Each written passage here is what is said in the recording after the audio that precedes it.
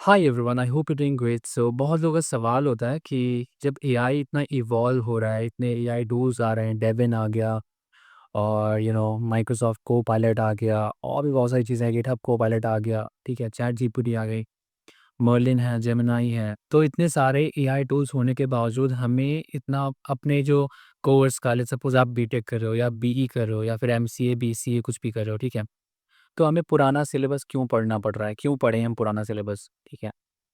तो कुछ चीज़ें बताऊँगा मैं इस वीडियो में कि आपको पुराना सिलेबस क्यों पढ़ना चाहिए और क्यों नहीं पढ़ना चाहिए, वो सारी चीज़ें भी मैं डिस्कस करूँगा। तो ये वीडियो ज़्यादा लंबा नहीं होगा, पर आप इसको देखोगे तो काफ़ी सारे डाउट्स आपके क्लियर हो जाएँगे, तो पूरा प्रॉपर देख लेना। तो ख़ैर मैं बताता हूँ, देखो एआई टूल्स बहुत सारे आ गए हैं, ये ऑब्वियस सी बात है, एआई टूल्स अभी कुछ आए हैं और ये धीरे-धीरे इवॉल्व हो रहे हैं, बेटर हो रहे हैं और आगे और भी ज़्यादा एडवांस एआई टूल आने वाले हैं। तो कुल मिलाकर बात ये है कि अगर आप वेब डेवलपमेंट करते हो, आप डेटा से रिलेटेड कुछ चीज़ें करते हो, आप डेटा एनालिटिक्स की चीज़ें हो गई, ठीक है? रिसर्च ओरिएंटेड कोई चीज़ें हो गई, मशीन लर्निंग हो गया, आर्टिफिशियल इंटेलिजेंस हो गया, तो ये सारी चीज़ें एआई टूल से काफ़ी ज़्यादा स्मार्टली और काफ़ी कम टाइम में हो जाती हैं। ऑब्वियस सी बात है ये सारी चीज़ें क्योंकि टूल्स बनाए ही इसलिए गए हैं कि जहाँ पर ह्यूमन एफर्ट ज़्यादा लग रहा है, जहाँ पर मैन पावर ज़्यादा लग रहा है, वहाँ पर आप एआई टूल्स का यूज़ करके बहुत ज़्यादा बड़े टास्क को, बहुत सारे बड़े डेटा हो, मतलब आपके पास बहुत सारा डेटा है, ठीक है? आप उससे कुछ ना कुछ रिज़ल्ट निकालना चाहते हो, ठीक है? तो अगर आप नॉर्मली बैठोगे, आप एक्सेल लेकर बैठोगे, पावर बीआई लेकर बैठोगे, मेबी कुछ लिमिटेशंस होते हैं कि हाँ, हम कुछ चीज़ें हम नहीं कर सकते उस पर या फिर कुछ चीज़ों में हमें बहुत सारा टाइम लग जाता है, ओके? पर एआई टूल्स उन चीज़ों को काफ़ी आसान कर देता है। वो जिस पर आपका बहुत सारा टाइम लगने वाला है, वो बहुत ही कम टाइम पर कर देता है। मोस्टली जो यूआई से रिलेटेड जॉब है जैसे तुम्हारा जो यूआई डेवलपर्स हैं लाइक तुम्हारे ग्राफिक डिज़ाइनर हो गए, ठीक है? तो ये सारे काम तो एआई बहुत ही स्मार्टली कर पा रहा है और काफ़ी क्रिएटिव तरीके से कर पा रहा है। जैसे आप देख सकते हो कि आप एआई टूल का यूज़ करके आप थंबनेल बना सकते हो, आप पिक्चर्स जनरेट कर सकते हो, आप वीडियोज़ बना सकते हो एनिमेशंस वाले, आप कुछ भी काफ़ी कुछ कर पा रहे हो, ठीक है? तो जो कि नॉर्मली अगर हम एनिमेशंस अगर आप कोई सॉफ्टवेयर सीखते हो और एनिमेशन करने के लिए बैठते हो तो काफ़ी ज़्यादा टाइम लगता है। पर हाँ, एक चीज़ यहाँ पर मिसिंग है कि जब आप मैनुअली आप ह्यूमन माइंड का यूज़ करके चीज़ें करते हो, तो क्योंकि जो चीज़ आप सोच रहे हो ना एग्ज़ैक्टली आप वो कर पा रहे हो, ठीक है? पर आपके अंदर वो स्किल होनी चाहिए। एआई क्या करता है? एआई में भी आप प्रॉम्प्ट राइटिंग में कुछ ज़्यादा बेटर नहीं हो, तो जो भी आप लिखते हो, जिस हिसाब से एआई आपको समझ पाता है, उस हिसाब से आपको आउटपुट देता है। पर जितना बेटर आप प्रॉम्प्ट लिखना स्टार्ट कर देते हो, जितना बेटर आप उसको इनपुट देते हो, उतना बेटर आपको आउटपुट जनरेट होकर मिलता है। तो ये चीज़ें धीरे-धीरे बेटर होती जाएँगी। हो सकता है कि आगे के टाइम पर प्रॉम्प्ट इतना कुछ ख़ास लिखना भी ना पड़े और काफ़ी कुछ वो एआई अपने आप से ही समझ जाए। ठीक है? मतलब आपके इमोशंस को समझ जाए वो, कि आप एक्चुअल में कहना क्या चाहते हो, तो उस लेवल पर चीज़ें होंगी। ये तो बेटर होता जाएगा, ये तो ऑब्वियस सी बात है, राइट? तो काफ़ी कुछ चीज़ें एआई से हो जाती हैं, काफ़ी कुछ चीज़ें एआई टूल्स की मदद से हो जाती हैं, जो कि नॉर्मली अगर आप ह्यूमन उसको कर रहा है, तो उस पे बहुत टाइम लगता है। पर अगर मैं बात करता हूँ कि अगर आप एक आप एक स्टूडेंट हो, आप बीटेक कर रहे हो, बीई कर रहे हो, first year, second year, third year कोई भी ईयर पर हो, तो आपको जब ये सारी चीज़ें आपको समझ सुनाई देती है ना, आप वीडियोज़ देखते हो कि भाई डेविन आ गया, जेमिनी एआई में क्या-क्या चीज़ें हो रही हैं, क्या-क्या चीज़ें मर्लिन पे कर पा रहे हैं, क्या-क्या चीज़ें नोटबुक एलएम पे कर पा रहे हैं। जब इतना कुछ एडवांस चीज़ें हो रही हैं, तो भाई हम क्यों इतना पुराना सिलेबस पढ़ रहे हैं? तो मैं आपको बता देता हूँ। तो आप अपने सब्जेक्ट में काफ़ी चीज़ें पढ़ रहे होते हो, आप नेटवर्क से रिलेटेड चीज़ें पढ़ रहे हो, आप मैथमेटिक्स भी पढ़ते हो, आप कंप्यूटर साइंस के और भी सब्जेक्ट पढ़ते हो, आप प्रोग्रामिंग लैंग्वेज कर रहे होते हो जिस पर तुम्हारा सी, सी प्लस प्लस, जावा, पीएचपी, देन वीबी डॉट नेट आ गया, डॉट नेट आ गया, ऐसे करके काफ़ी सारी चीज़ें पढ़ाई जाती हैं। ये चीज़ें देखो मैं इन चीज़ों के खिलाफ हूँ कि इतने सारे चीज़ें हमें एक साथ क्यों रखे जाते हैं कि हम पर्टिकुलर एक चीज़ पर फ़ोकस नहीं कर पा रहे हैं। तो ये ड्रॉबैक भी मुझे लगता है कि आप एक साथ सारी चीज़ें ले आते हो कि ये भी पढ़ो, वो भी पढ़ो। हम क्या पढ़वाते हैं? अगर मैं मतलब एक कॉलेज लाइफ़ की बात करूँ, तो कॉलेज लाइफ़ में हम हर चीज़ों को अगर पढ़ने के लिए बैठेंगे, मार्क्स के लिए, तो हम उसके सिर्फ़ बेसिक या फंडामेंटल्स ही क्लियर कर पाएँगे। जो एडवांस चीज़ें होती हैं, एडवांस चीज़ों पर काम करने के लिए कम से कम 2 से 3 साल या फिर उससे ज़्यादा टाइम लगता है। और उस पर आपको बहुत ही बड़े-बड़े प्रोजेक्ट भी बनाना पड़ता है। अगर आप प्रोजेक्ट नहीं बना पा रहे हो, आप चीज़ों को एक्सप्लोर नहीं कर पा रहे हो, आप कोलैबोरेट नहीं कर रहे हो टीम के साथ, तो काफ़ी चीज़ें हमें ड्रॉबैक देखने को मिलता है कि हम अपनी लर्निंग को इतना मजबूत नहीं बना पाते हैं, ठीक है? तो ये चीज़ें थोड़ा-सा ये बहुत बड़ा ड्रॉबैक है कि आप इतनी सारी चीज़ें हमारे सब्जेक्ट में होती हैं। एसक्यूएल है और तुम्हारा डीएसए है और बहुत सारी प्रोग्रामिंग लैंग्वेजेज़ हैं, बहुत सारे दूसरे सब्जेक्ट भी हैं, जो कि एक सेमेस्टर के बाद दूसरे सेमेस्टर में चेंज हो जाती हैं। पर सिर्फ़ मार्क्स के लिए वो चीज़ें पढ़ना पड़ रहा है। पर रियलिटी ये है कि अगर आप उसको नहीं पढ़ोगे ना, तो आपके ग्रेड्स डाउन होंगे। आपको जो कंपनियाँ आएँगी वहाँ पर प्लेसमेंट के लिए, तो मोस्टली अभी जितनी भी कंपनियाँ हैं, उनकी मेंटालिटी यही है कि आपका सीजीपीए बेटर होना चाहिए, क्योंकि उनको तो शॉर्टलिस्टिंग करना है। हर किसी को जॉब नहीं दे सकते, ठीक है? तो कुछ ना कुछ क्राइटेरिया लगाएँगे और वो सबसे मेन क्राइटेरिया उनके पास वो बचता है कि आपका सीजीपीए बेटर होना चाहिए। अगर 7 सीजीपीए के नीचे आता है आपका सीजीपीए, तो आप काफ़ी सारी कंपनीज़ में इंटरव्यू के लिए नहीं बैठ पाओगे, इवन आप उनका ऑनलाइन टेस्ट राउंड भी नहीं दे सकते। तो ये चीज़ें होती हैं, इस वजह से हमें जो सब्जेक्ट हैं उनको इसलिए पढ़ो कि जो देखो ऑपरेटिंग सिस्टम है, तुम्हारा एसक्यूएल है, जैसे क्वेरी वगैरह हो गया, स्क्रिप्टिंग लैंग्वेज। देन तुम्हारा अगर कोई पर्टिकुलर लैंग्वेज तुम एक बार सोच लेते हो कि लेट्स सपोज़ तुम्हें वेब डेवलपमेंट करना है या फिर तुम्हें एंड्रॉइड डेवलपमेंट करना है, तो आप एक पर्टिकुलर स्ट्रीम पहले से चूज़ कर लो। और वो पहले से चूज़ करने के लिए आजकल देखो, आज के टाइम पर जो बंदा कंप्यूटर साइंस फील्ड में जाना चाहता है ना, तो वो यूट्यूब पर कहीं न कहीं वीडियोज़ देखता है, अपने सीनियर से बात करता है और उसका इंटरेस्ट वहाँ से ही मिल जाता है। उसको वहाँ से ही मालूम हो जाता है कि भाई मुझे वेब डेवलपमेंट करना है, मुझे एंड्रॉइड डेवलपमेंट करना है, मुझे जावा डेवलपमेंट करना है या फिर क्या करना है। तो उस बेसिस पर तुम्हें पहले से ही पता होता है, तुम्हें पहले से क्लैरिटी होती है कि तुम्हें किस फील्ड पर जाना है, ठीक है? तो एक काम कर सकते हो, अपने कॉलेज लाइफ पर जिस फील्ड पर जाना चाहते हो उस पर सबसे ज़्यादा टाइम दो, ताकि आपको उसकी कोर अंडरस्टैंडिंग प्लस उसकी एडवांस अंडरस्टैंडिंग भी अच्छे से हो जाए। जब किसी कंपनी में आप इंटरव्यू के लिए बैठोगे ना, तो आप ये मान के चलो कि भाई अगर वो कंपनी में वेब डेवलपमेंट रिक्वायर्ड है, आप उस पर ज़्यादा बेटर परफॉर्म कर पाओगे, क्योंकि आपने उस चीज़ पर ज़्यादा फोकस किया है। आपने काफ़ी सारे प्रोजेक्ट किए हैं, आपने प्रैक्टिस करते रहे हो, आपने उसके फंडामेंटल्स आपके अच्छे से क्लियर हैं, तो आप उस पर बेटर परफ़ॉर्म कर पाओगे और दूसरों की रेशियो में आपके सिलेक्शन चांसेस ज़्यादा रहेंगे। तो ये आपके पास एक अपॉर्च्युनिटी रहती है कि आप पहले से डिसाइड करके रखो कि भाई मुझे किस फ़ील्ड में जाना है और उस फ़ील्ड पर और उस पर्टिकुलर टेक्नोलॉजी पर, उस पर्टिकुलर स्किल पर ज़्यादा फ़ोकस करो अपने कॉलेज टाइम पर। बाकी जो सब्जेक्ट्स हैं, तुम्हारे एसक्यूएल हो गया, ऑपरेटिंग सिस्टम हो गया, नेटवर्किंग हो गया, तुम्हारे ऊप्स के कॉन्सेप्ट हो गया, डीबीएमएस हो गया, ये चीज़ें तो ये सारी जो चीज़ें हैं ना, ये हर एक इंटरव्यू में पूछी जाती हैं। तो इनको तुम्हें उस हिसाब से पढ़ना है कि तुम्हें इसके फंडामेंटल्स क्लियर होने चाहिए, तुम्हें इसकी डेफिनिशंस आनी चाहिए।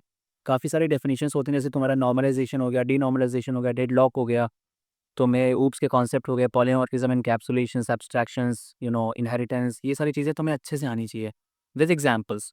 तो इन चीज़ों को इस वजह से पढ़ो क्योंकि ये इंटरव्यू में पूछी जाने वाली हैं, ओके? तो अब तुम्हें क्लैरिटी हो गई होगी कि तुम्हें क्या-क्या चीज़ें पढ़नी है। बाकी के जो सब्जेक्ट हैं, तुम्हें इस वजह से पढ़ना है कि तुम्हें सीजीपीए मेंटेन करना है, क्योंकि सिलेक्शन क्राइटेरिया में अगर आपका सीजीपीए डाउन होगा ना, तो आप बहुत सारी कंपनीज़ में बैठ भी नहीं पाओगे। और मेंटालिटी ऐसी है आज के टाइम पर आईटी कंपनीज़ की कि इंडिया में उनको छाँटना है, ठीक है? उनको छाँटना ही है क्योंकि भीड़ बहुत ज़्यादा है। एक पर्टिकुलर रोल के लिए कम से कम नहीं तो 1000, 1500, 2000 बंदे वहाँ पे आ जाते हैं, एक रोल के लिए, जहाँ पर सिर्फ़ एक वैकेंसी होती है। तो ऐसे में उनको हर किसी का तो इंटरव्यू ले नहीं सकते, हर किसी को चांस नहीं मिल सकता, तो अब सिलेक्शन कैसे करेंगे? कहीं न कहीं शॉर्टलिस्टिंग क्राइटेरिया रखना पड़ेगा उनको। सीजीपीए सबसे बेटर उनको मिल पाता है कि उनको लगता है कि जिसका सीजीपीए बेटर होगा, वो बंदा ज़्यादा होशियार होगा, वो बंदा ज़्यादा पढ़ने में अच्छा होगा, काफ़ी अच्छा परफ़ॉर्म कर सकता है। और ऑब्वियस सी बात है कि अगर आपका सीजीपीए मेंटेन है ना, तो मैंने देखा है यार कि जो बच्चे मस्ती भी कर रहे होते हैं, वो पढ़ भी रहे होते हैं, वो उनका खेल-कूद भी रहे होते हैं, घूमते-फिरते भी उनका सीजीपीए भी अच्छा रहता है। तो आप ओवरऑल अगर आप एक चीज़ पर अच्छे हो, तो आप बहुत सारी चीज़ों पर अच्छे हो सकते हो। और आप सिर्फ़ सोचते रहोगे कि यार मैं ये क्यों पढ़ूँ? एआई में सारी चीज़ें डेवलप हो सकती हैं, एआई से सारी चीज़ें हम कर सकते हैं, तो मैं क्यों ही पढ़ना? तो देखो, सही बात है, ये चीज़ें होती हैं, ओके? पर तुम्हें अपॉर्च्युनिटीज़ नहीं मिलेंगी और इस वज़ह से तुम्हें इन चीज़ों को लेकर चलना पड़ेगा। ये ड्रॉबैक है यार इंडिया में एजुकेशन सिस्टम का, और ये मुझे बहुत घटिया लगता है कि मुझे लगता है ना कि सर जैसे आप वेब डेवलपमेंट करना चाहते हो, तो आपको 3 साल, 4 साल जितना टाइम है आपके पास कॉलेज में, आप सिर्फ़ उसी से रिलेटेड सब्जेक्ट पढ़ो, उसी से रिलेटेड प्रोजेक्ट बनाओ, उस पर प्रैक्टिस करो, उस पे हैकाथॉन्स दो, ठीक है? कॉन्टेक्स्ट दो, ताकि आप उसी पर्टिकुलर चीज़ पर बेटर होते जाओ। पर ये चीज़ें अपॉर्च्युनिटीज़ हमें इंडिया में नहीं मिल पाती हैं, मे बी फॉरेन में ऐसी चीज़ें हों कि आप पर्टिकुलर एक चीज़ पर फ़ोकस कर पाते हो और एक चीज़ पर आप बेटर काम कर पाते हो, अपनी स्किल को ज़्यादा अलग लेवल पर डेवलप कर पाते होगे, ठीक है? पर जैसे जैसा देश वैसा भेष हमें बना के चलना पड़ेगा, तो इस वजह से चीज़ें पढ़ना पड़ेगा, राइट? और डीएसए कुछ लोग पूछ रहे थे कि जैसे डीएसए पे भाई मैं क्यों पढ़ूँ, टाइम वेस्ट लगता है। जब सारी चीज़ें ऑटोमेट हो जाएँगी, तो डीएसए क्या आप क्यों पढ़ें, एसक्यूएल क्यों पढ़ें, ठीक है? तो ये सिंह 1057 भाई तुम्हारा नाम क्या है यार? तो इन्होंने अभी कमेंट किया था कल रात में, तो मैं आपको बता देता हूँ डीएसए आपको इसलिए पढ़ना है ताकि आपकी लॉजिकल जो कैपेबिलिटी है, आपकी क्रिटिकल थिंकिंग है, वो डेवलप हो सके। आपके सामने जब कोई प्रॉब्लम आती है ना, तो अगर आपका डीएसए अच्छा है, आप डेटा स्ट्रक्चर्स के बारे में आपको नॉलेज है, आपको पता है कि भाई एरे क्या होता है, आपको पता है स्ट्रिंग क्या होता है, आपको पता है स्टैक क्यू कैसे काम करता है, ट्री क्या होते हैं, ग्राफ क्या होते हैं, डीपी कैसे यूज़ करना है, आपको पता है मेमोराइज़ेशन क्या होता है, टैबुलेशन क्या होता है, आपको ग्रीडी अप्रोच के बारे में नॉलेज है। तो जब प्रॉब्लम आती है ना, तो आपको समझ में आता है, जब आपको डीएसए पता है, आपको एल्गोरिदम्स पता हैं, तो आपको खुद दिमाग में क्लिक करता है कि भाई इस प्रॉब्लम को हम ऐसे सॉल्व कर सकते हैं। मैनुअली आप उसको एफर्ट करोगे तो हो सकता है कि आप सॉल्व ही कर लो, ठीक है? ब्रूट फोर्स लगा के सॉल्व कर लोगे, पर वो उतना एफिशिएंटली काम नहीं करेगा। तो हो सकता है कि आपके पास जब डेटा ज़्यादा मिल जाता है आपको, उस प्रॉब्लम को सॉल्व करने के लिए, तो आप अपने ब्रूट फोर्स उसको सॉल्व नहीं कर पाओगे। तो डीएसए का यूज़ करके हम प्रॉब्लम्स को थोड़ा-सा ऑप्टिमाइज़ कर सकते हैं। प्रॉब्लम को एक सिस्टमैटिक वे में सॉल्व कर सकते हैं। अपनी क्रिटिकल और लॉजिकल जो थिंकिंग है ना, कैपेबिलिटी उसको स्ट्रॉन्ग कर सकता है। इस वजह से हमें डीएसए पढ़ना होता है। और डीएसए से हमें ये भी चीज़ें क्लियर होती हैं कि यार कि एक्चुअल में डेटा स्ट्रक्चर्स हमें कौन-कौन सा डेटा स्ट्रक्चर कहाँ-कहाँ पर कैसे यूज़ करना है और किसकी क्या एफिशिएंसी है, किसका क्या योगदान है हमारे कंप्यूटर साइंस में। तो ये चीज़ें भी मैटर करती हैं और इस वजह से हमें डीएसए पढ़ना पड़ता है। पर फिर भी देखो, अगर आप डेवलपमेंट करना चाहते हो, आपका डीएसए अच्छा भी नहीं, फिर भी आप कर लेते हो। ये चीज़ें ऑब्वियसली मैंने देखा है। तो कुछ लोग डीएसए नहीं करते हैं, फिर भी उनका डेवलपमेंट अच्छा होता है। कुछ लोग डेवलपमेंट कर रहे होते हैं और डीएसए भी कर रहे होते हैं, दोनों चीज़ें अच्छी होती हैं। तो ये चीज़ें वेरिएशंस आपको हर जगह मिलेंगी। मतलब ऐसा नहीं है कि आप डीएसए नहीं करोगे तो आपका डेवलपमेंट नहीं कर पाओगे या फिर डीएसए नहीं करोगे तो आपको जॉब नहीं मिलेगी। कुछ कंपनीज़ होती हैं जो कि डीएसए रिक्वायर्ड नहीं है वहाँ पर, वो डेवलपमेंट से रिलेटेड अगर चाहती हैं तो वहाँ पर आप नॉर्मल कर सकते हो। पर आपको ये सोचो ना कि अगर आप डीएसए कर लेते हो, आपको डेवलपमेंट भी आता है, आपको काफ़ी सारी चीज़ें आती हैं, तो आपके सामने अपॉर्च्युनिटीज़ काफ़ी सारी होंगी। और जैसे सपोज़ कोई कंपनी आती है, ओके, उसको वेब डेवलपमेंट चाहिए, आपको वेब डेवलपमेंट आता है, आप उस पर अप्लाई कर सकते हो, आप उस पर परफ़ॉर्म कर सकते हो, जितना बेटर परफ़ॉर्म करोगे, आपको जॉब मिल जाएगी, अच्छा पैकेज मिल जाएगा। अब कोई कंपनी आती है जिसको जावा डेवलपर चाहिए, उसको डीएसए भी चाहिए, आपको अगर वो भी आता है, आप उस पर भी बैठ सकते हो, आप उसको उसको उसका इंटरव्यू भी क्रैक कर सकते हो। तो ये अपॉर्च्युनिटीज़ ज़्यादा मिल जाती हैं हमको, राइट? और एंट्री लेवल पर, फ्रेशर लेवल पर डीएसए बहुत ज़्यादा पूछते हैं कंपनीज़ में। फर्स्ट राउंड मोस्टली डीएसए का ही होता है, जिस पर वो मतलब इतना कुछ देखो जो बड़ी-बड़ी कंपनीज़ होती हैं ना, फैंग कंपनीज़ जो काफ़ी बड़ा पैकेज दे रही होती हैं, 40 एलपीए के ऊपर, 30 एलपीए के ऊपर, वो थोड़ा एडवांस क्वेश्चन पूछती हैं डीएसए के। हो सकता है वो कॉम्पिटिटिव प्रोग्रामिंग के क्वेश्चन भी पूछ लेती हैं या फिर रियल लाइफ़ से रिलेटेड कुछ चीज़ें पूछ लेती हैं, जिसको आप अपने डीएसए के थ्रू उसको सॉल्व कर रहे होते हो। तो वो जब पैकेज हाई देंगी तो क्वेश्चन भी वैसा हाई-फाई रखता है, राइट? तो अगर उसके हिसाब से आप टारगेट कर रहे हो तो आपको सीपी यानी कॉम्पिटिटिव प्रोग्रामिंग को प्रैक्टिस करना चाहिए, पर कॉम्पिटिटिव प्रोग्रामिंग करने से पहले आपको डीएसए स्ट्रॉन्ग करना पड़ेगा, अदरवाइज़ आप कॉम्पिटिटिव प्रोग्रामिंग पर मूव नहीं कर पाओगे और आपको वो चीज़ें समझ में भी नहीं आएगी। तो अगर आप कॉम्पिटिटिव प्रोग्रामिंग या फिर आप बड़े लक्ष्य की तरफ अग्रसर हो रहे हो, बड़े लक्ष्य को क्रैक करना चाहते हो, तो उसके हिसाब से फिर आपको डीएसए पढ़ना पड़ेगा। अदरवाइज़ अगर आप छोटी-मोटी कंपनी टारगेट करते हो, जिस पर आप एक छोटे स्तर से लेके बड़े स्तर पर जाना चाहते हो, आप 5 एलपीए टू 15 एलपीए तक की कंपनीज़ को मतलब टारगेट कर रहे हो, तो वहाँ पर डीएसए के बेसिक कॉन्सेप्ट पूछते हैं। ज़्यादा बड़े-बड़े स्ट्रॉन्ग क्वेश्चन नहीं पूछते। आप ईज़ी और मीडियम लेवल के क्वेश्चन को भी अगर अच्छे से कर पाते हो और आपके कॉन्सेप्ट क्लियर हैं, तो आप वो कंपनीज़ में इंटरव्यू क्लियर कर सकते हो, राइट? पर आज के टाइम पर उनमें भी आप मल्टीपल चीज़ें पूछते हैं और सिलेक्शन क्राइटेरिया थोड़ा-सा टफ हो जाता है क्योंकि फ्रेशर्स के लिए जॉब अपॉर्चुनिटीज़ कम हो गई हैं ना और एक्सपीरियंस बंदे ज़्यादा होने चाहिए। तो उस वजह से जो फ्रेशर्स हैं जिनका डीएसए भी अच्छा है, उनको भी जॉब नहीं मिल पा रही है। रीज़न बीइंग कि मैंने जैसे बताया कि फ्रेश आज के टाइम पर कंपनियाँ चाहती हैं कि आपको वो कुछ सिखाएँ ना, आपको ट्रेनिंग कर देना ना पड़े। डायरेक्टली आप आओ और उनके काम में जुट जाओ, उनके काम को हैंडल कर लो, ठीक है? और आपको मल्टीपल चीज़ें आनी चाहिए, तब आप उनके लिए बेटर हो जाते हो।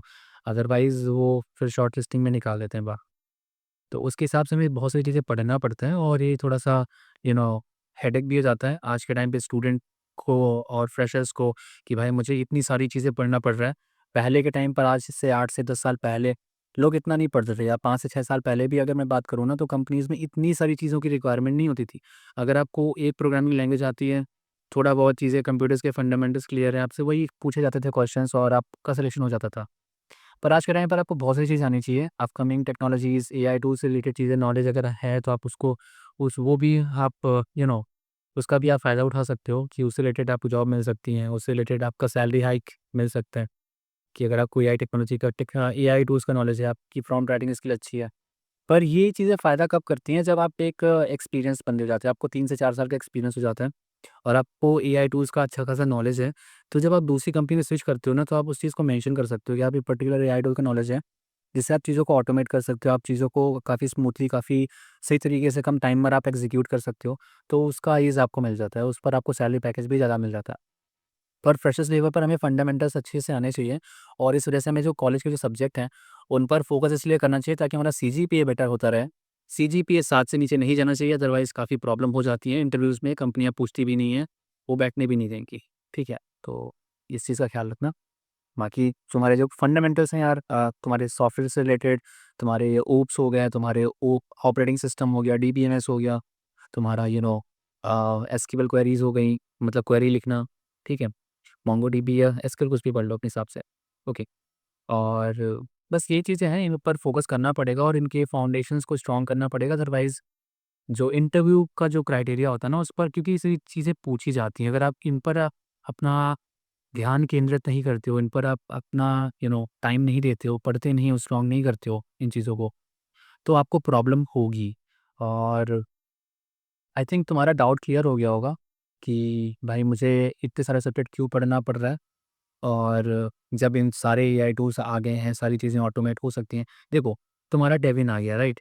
डेविन से पूरा डेवलपमेंट कर सकते हो तुम। पर आप अगर फ्रेशर हो, स्टूडेंट हो, आप चाहते हो इसको यूज़ करना, तो ये क्योंकि ये पेड सॉफ्टवेयर्स हैं, ठीक है? तो आप इनको फ्रीली नहीं यूज़ कर पाओगे। पर आप सोचो कि आपके पास एक प्रॉपर अंडरस्टैंडिंग है, आप खुद का बिज़नेस रन करना चाहते हो, तो आप ऐसे टूल्स को परचेज़ करके एक छोटी-मोटी टीम बना के 2-4 लोगों की, जो कि कंप्यूटर्स के फंडामेंटल्स जिसको नॉलेज है, जिसकी इंग्लिश काफ़ी अच्छी है प्रोफेशनल लेवल पर, जिनकी प्रॉम्प्ट राइटिंग वगैरह काफ़ी अच्छी है, आप खुद का बिज़नेस रन कर सकते हो, स्टार्टअप बना सकते हो। पर आपको स्टार्टिंग में पैसे लगेंगे और ये मान के चलो कि अराउंड आपके पास 1 लाख के आस-पास रुपए हैं, तो आप ऐसा बिज़नेस छोटा-मोटा 2-4 लोग मिलके इसको रन कर सकते हो।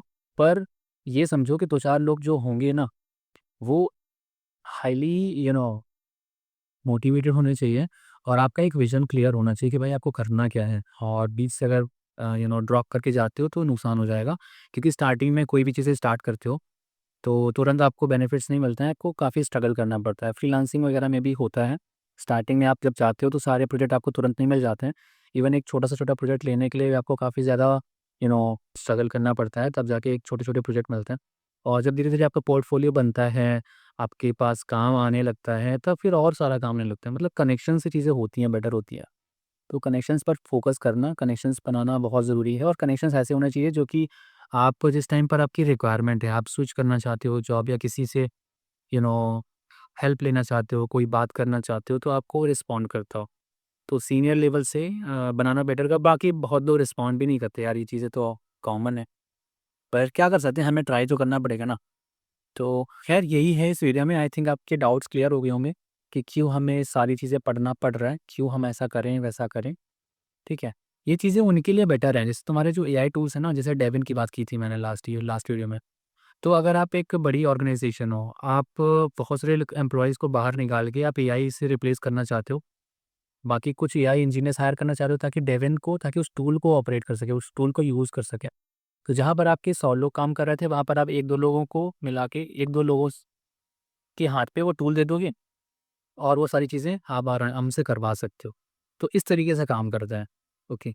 तो बाकी अगर आपको वो हायर करेंगे तो आपको तो आपकी कैपेबिलिटी के हिसाब से हायर करेंगे ना कि आपको चीज़ें क्या-क्या आती हैं।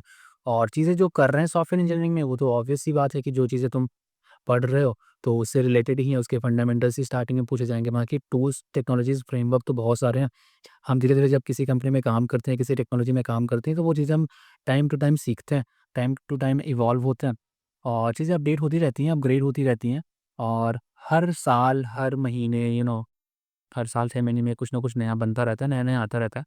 तो सॉफ्टवेयर फ़ील्ड एक ऐसी फ़ील्ड है ना जहाँ पर आप ऐसा सोचो कि मैं बस इतना चीज़ें सीख लूँ, बस मेरा पूरा जीवन इसी पे निकल जाएगा, तो ऐसा नहीं है।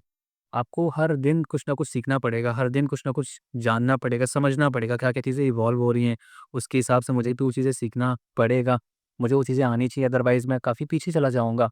ओके, तो उसके हिसाब से हमें ये चीज़ें करनी पड़ेंगी, प्रिपेयर होना पड़ेगा, तभी जाके हम इस फ़ील्ड पर अपने आप को एक सही मुकाम पर ले जा पाएँगे। ठीक है, आई थिंक सारे डाउट्स क्लियर हो गए होंगे, पर फिर भी अगर कोई डाउट है तो कमेंट सेक्शन में पूछ लेना और अगर यहाँ तक आ गए हो तो वीडियो को लाइक ज़रूर करना, शेयर कर देना अपने फ्रेंड के साथ अगर उसका भी कोई डाउट है तो क्लियर हो जाएगा। नए हो सब्सक्राइब कर लेना, मिलता हूँ आपसे नेक्स्ट वीडियो में, till then keep learning, keep exploring and keep smiling. Bye.